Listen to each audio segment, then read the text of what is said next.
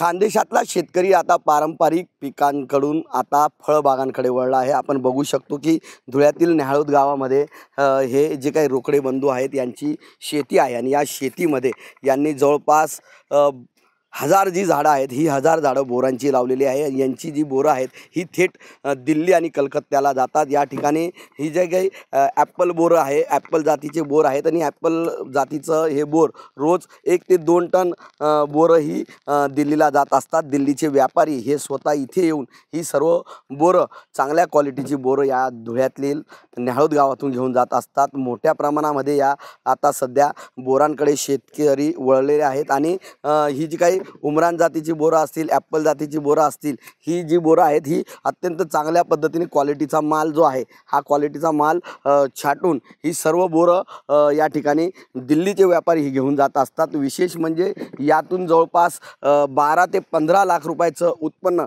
या बोरांच्या शेतीतून या ठिकाणी मिळत असतं। आपण जर बघितलं तर व्यापाऱ्यांचे जे काही कर्मचारी आहेत या ठिकाणी मजूर आहेत, हे मजूर या ठिकाणी येतात आणि ही पॅकिंग या ठिकाणी करून घेतली जात असते। यंदा जास्त झालेल्या पावसामुळे बोरांचं प्रमाण या ठिकाणी कमी आहे आणि या उत्पादन कमी असल्यामुळेच या बोरांना चांगल्या पद्धतीची मागणी असल्याने आता शेतकरी या भागातला शेतकरी आता फळबागांकडे वळू लागला आहे आणि त्यातून त्याला आर्थिक उत्पन्न देखील चांगल्या पद्धतीने मिळू लागलेलं आहे।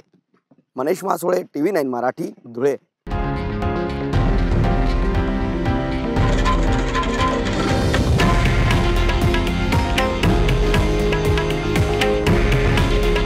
हे आहे देशातील नंबर 1 न्यूज नेटवर्क आणि आपण पाहत आहात TV9 मराठी। काळजी तुमची, हित महाराष्ट्राचं।